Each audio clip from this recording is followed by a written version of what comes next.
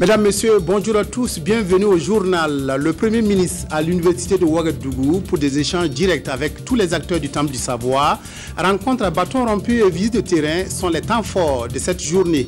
Les valeurs culturelles positives burkinabées appelées à la rescousse pour favoriser l'égalité des sexes. Le ministère de la Promotion de la Femme et du Genre tient à Ouagadougou un atelier autour de la problématique. Demain, messe inaugurale du pape François au Vatican. De nombreux chefs d'État et 1 million de fidèles se retrouveront place Saint-Pierre de Rome pour vivre ces moments solennels. Le Premier ministre Béon-Luc Adolphe Thiawo à l'Université de Ouaga et de Ouaga 2. Une visite au pas de charge qui lui a permis de toucher du doigt les conditions de travail des enseignants et d'études des étudiants. En attendant de revenir sur les différentes étapes de cette visite, nous vous proposons un extrait de l'intervention du chef du gouvernement, propos recueillis par Nicolas Zigani. Je voudrais que vous preniez cette visite à l'Université de Ouagadougou comme une rencontre. La rencontre entre l'autorité et l'ensemble de la communauté universitaire. C'est un moment d'échange avec ces hommes et ces femmes qui font du savoir, de son acquisition, de sa transmission, de sa mise en pratique, la trame de leur vie. Cette rencontre est prioritairement une occasion d'hommage, de reconnaissance au dévouement de ceux à qui nous avons confié l'avenir des jeunes, qui est aussi celle de la nation. Je voudrais de ce fait saluer l'abnégation et l'ardeur au travail de l'ensemble des acteurs de notre enseignement supérieur qui donnent le meilleur d'eux-mêmes dans un contexte de plus en plus difficile, dans des conditions de travail et dans des rapports relationnels qui se complexifient. Tous ces personnels connus ou agissent dans l'anonymat méritent amplement notre éminent enseignant et personnel Athos, construisent l'université, l'animent et la défendent au quotidien. Je leur en sais gré, je les félicite et je leur demande de poursuivre leur engagement au service du savoir et de la connaissance. Si j'ai tenu à venir à la rencontre de la communauté universitaire, c'est pour moi aussi l'occasion de m'adresser à vous, étudiantes et étudiants. Je voudrais donc saluer les milliers d'étudiants et étudiantes du campus naturellement réunis ici Ouaga et Ouaga 2. Cette université, ici à Ouaga, je l'ai brièvement fréquentée dans ma jeunesse. Je voudrais adresser toutes mes chaleureuses félicitations aux étudiantes et aux étudiants qui ont brillamment réussi à leurs examens au prix souvent de nombreux sacrifices. J'encourage ceux et celles qui éprouvent des difficultés à ne jamais baisser les bras. La réussite est toujours au bout de l'effort et de l'abnégation. Je sais que l'université d'aujourd'hui n'est plus celle que nous avons connue. Les conditions d'études et de vie semblent plus difficiles. Les effectifs croissent plus vite. Les effectifs croissent plus vite que les infrastructures et les services. Les moyens de l'État et des ménages n'arrivent plus à couvrir les besoins, les attentes ou les prétentions.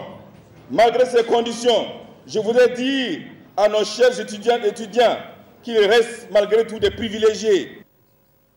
Voilà, nos reporters reviendront plus amplement sur cette visite du Premier ministre à l'Université de Ouagadougou.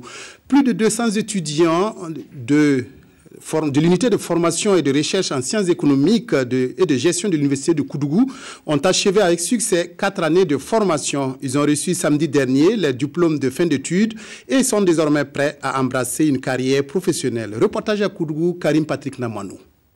Adieu les années de galère vécues en milieu estudiantin, bienvenue dans la vie professionnelle, c'est la formule d'accueil prononcée par ses devanciers. Les lauréats sont au nombre de 269 à franchir l'étape théorique dans l'option analyse et politique économique après 4 années d'études dans l'unité de formation et de recherche en sciences économiques et de gestion de l'Université de Koudougou. Ils doivent leur parchemin qu'ils reçoivent aujourd'hui à l'encadrement du corps professoral, mais aussi et surtout à leur abnégation dans leurs études. Bien vrai que ce n'était pas facile, mais comme on avait l'espoir de réussir au bout, on a tenu et on est là aujourd'hui pour notre cérémonie de sortie de promotion. Et puis nous seulement c'est prier Dieu pour que l'emploi s'ouvre à nous. Sinon ça n'a pas été facile, mais grâce à Dieu et grâce à nos parents et grâce également au soutien multiple, on a pu s'en sortir. Auréolés de leur diplôme, l'esprit plein d'ambition, c'est un pas de gagner dans la vie. Mais obtenir un emploi est une autre paire de manches. Certains n'ont pas d'inquiétude à se faire. Le parrain leur tend la main. Nous sommes disposés à recevoir des demandeurs de stage, mais surtout des demandeurs d'emploi, puisqu'en fait nous organisons périodiquement des appels à candidature pour renforcer nos équipes. Et nous souhaitons bien sûr que des membres de ces équipes-là fassent partie de nos équipes. Si cette promesse est tenue, ce sera donc une autre étape de franchie par les diplômés en maîtrise, option analyse et politique économique vers la vie professionnelle. Le ministère de la Promotion de la Femme et du Genre en quête d'opportunités en faveur de l'égalité entre les sexes. Un atelier se tient depuis ce matin pour échanger sur les valeurs culturelles positives burkinabè qui vont aider à l'égalité entre les sexes. Il s'agit de créer un environnement socio-culturel favorable à la mise en œuvre effective de la politique nationale genre. Reportage Yolande Lompo. Cette étude sur les valeurs culturelles positives en faveur de l'égalité entre les sexes dans les traditions burkinabè vise à contribuer à la création d'un environnement socio-culturel favorable à la mise en œuvre effective de la politique nationale genre. Des actions sont en train d'être menées dans le cadre de cette politique et les groupes sociaux Bobo, Peul, Mouaga, Gourunsi et Goumanché ont été ciblés par la présente étude. Nous sommes en train aussi d'élaborer des programmes prioritaires pour prendre en compte toutes les questions liées à la promotion de la femme, à la promotion du genre. Et notamment, nous avons des programmes prioritaires sur l'autonomisation sociopolitique des femmes. Nous avons également un programme prioritaire que nous sommes en train de finaliser sur l'accès des femmes et des hommes, bien sûr, aux services sociaux de base. Nous avons également un programme prioritaire sur le pilotage et le suivi et évaluation de la politique nationale genre. Les résultats de cette première rencontre de concertation présentés aux différents acteurs seront soumis aux autorités compétentes pour approbation afin de contribuer à la réduction des inégalités existantes entre hommes et femmes. L'association Mouniou des femmes de la Comoé peut compter sur le soutien de ses partenaires techniques et financiers pour continuer à œuvrer pour le bien-être de la femme et de l'enfant. La célébration du 20e anniversaire de l'association a permis de passer en revue ses forces et faiblesses et d'envisager sereinement l'avenir. La clôture des activités était placée sous le haut parrainage du ministre de la Communication, Alain-Edouard Traoré, samedi dernier à Banfora. Reportage Karim Sissé. En 20 années d'existence, l'association Mouniou des femmes de la Comoé était presque sur tous les fronts en vue d'améliorer les conditions de vie des femmes de sa zone d'intervention. Ainsi, selon la responsable des projets et programmes de cette association, 352 centres d'alphabétisation, 17 centres polyvalents, 10 puits à grand diamètre, un bosquet de 30 hectares, une radio communautaire et plusieurs campagnes de sensibilisation dans le domaine de la santé ont été réalisées au profit des femmes. Si l'association a pu réaliser ces projets, c'est aussi grâce à l'appui des différents partenaires techniques et financiers. Raison pour laquelle l'association leur a présenté son plan stratégique d'action 2013-2017. C'est pour permettre aux différents partenaires, à tous les acteurs dans nos différents domaines d'intervention de mieux connaître l'association Mouniou, de connaître les différentes orientations de l'association Mouniou pour qu'ensemble on puisse mettre dans la main CD pour quand même l'atteinte de nos objectifs. Les partenaires techniques et financiers ont à l'unanimité félicité l'association Mouniou pour les œuvres réalisées au profit des femmes durant les 20 dernières années. Mieux, ils ont réitéré leur soutien à l'association. Pour le ministre Alain-Edouard Traoré, parrain du 20e anniversaire de l'association Mouniou, l'État mettra tout en œuvre pour toujours accompagner ces genres d'associations qui forcent l'admiration. L'œuvre d'une association comme l'association Mouniou, c'est de porter des parties de nos politiques publiques de développement. En cela, nous ne pouvons pas rester indifférents et le gouvernement se fera fort d'accompagner de telles initiatives parce que ce sont des activités de service public, ce sont des activités de développement et dont les bénéficiaires de manière globale sont les citoyens, les populations, à commencer par les femmes. Avec de tels engagements fermes, on ose espérer que l'association Mouniou a encore devant elle de beaux jours. Des jours pour œuvrer davantage aux côtés des femmes en vue de les sortir de l'ornière. Opération don de sang à l'École nationale des régies financières ENAREF qui n'est pas à son premier coup d'essai. La collecte de sang permet à l'ENAREF de venir en aide aux malades à travers le Centre national de transfusion sanguine qui attend au bas mot une centaine de poches de sang. Reportage Ramatou Zida, Sylvestre Da. Passant tour à tour les étapes de la procédure de don de sang, le directeur général de l'École nationale des régies financières ENAREF donne le top de départ de l'opération. Le personnel et les élèves suivent le pas. Donner un peu de son sang pour sauver des vies, une œuvre utile, et l'activité est organisée en collaboration avec l'association SOS Sang. L'ENAREF compte ainsi récolter le maximum de poches de sang au profit des malades. Depuis quelque temps, les services techniques alertent l'opinion publique sur le manque de sang de manière générale dans notre pays. Nous avons pensé qu'il était utile, au regard de ce manque de sang dans les services techniques, je dirais de venir également en aide à tous les malades. Notre public est un public très jeune, donc nous pensons que nous pouvons quand même pouvoir collecter un nombre assez important de poches de sang pour ceux qui sont dans le besoin. Au regard de la rareté du liquide précieux, l'ENAREF a fait de cette opération de don de sang une tradition. Une soixantaine de poches de sang avaient été collectées l'année dernière au bénéfice du Centre national de transfusion sanguine.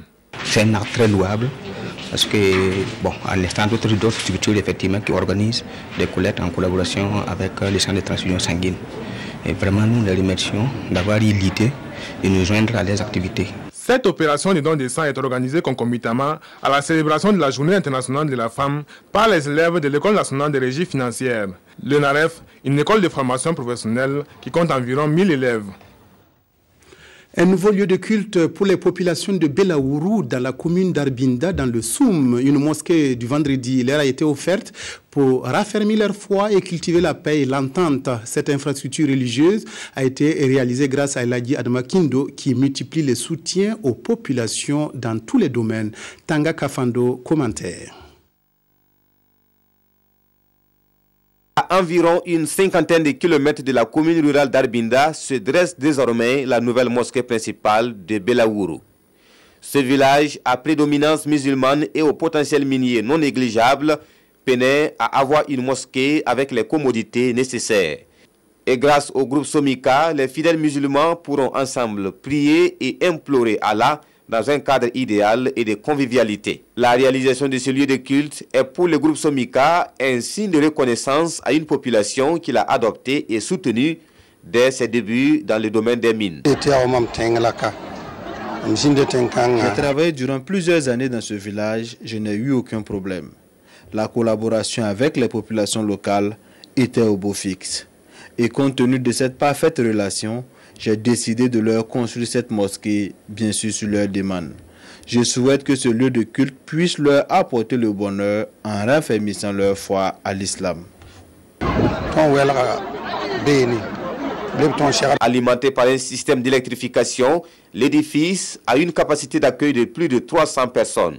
Mais ce vendredi 8 mars 2013, le nombre a doublé, voire triplé.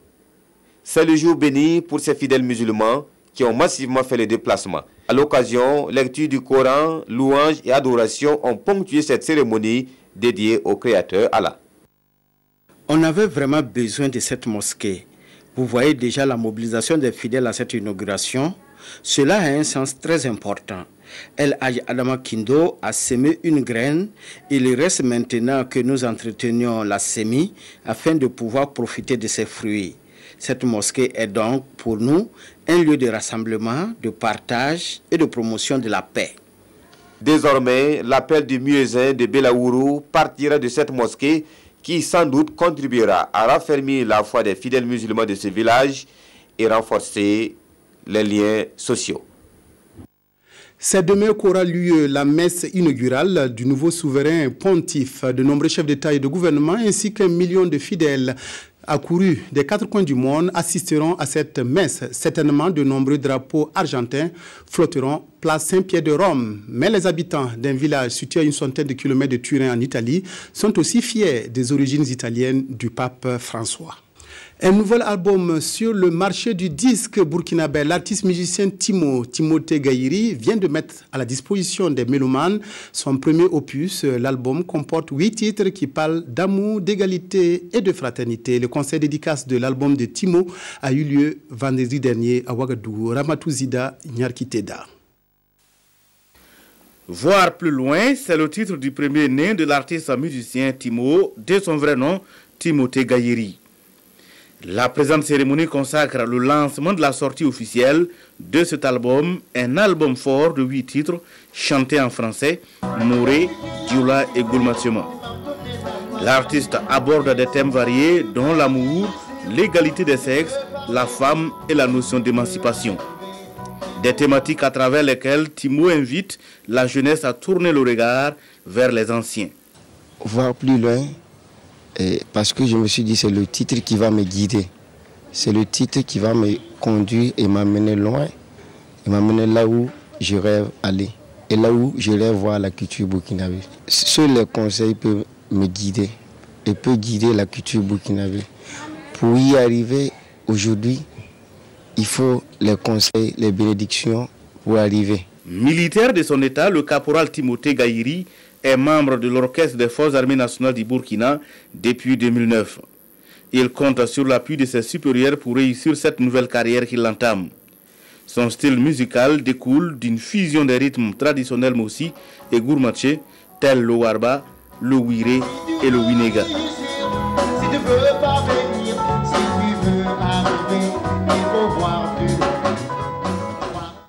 Voilà, c'est tout pour cette édition. Merci de l'avoir suivi. Excellent après-midi à toutes et à tous en compagnie de la RTB.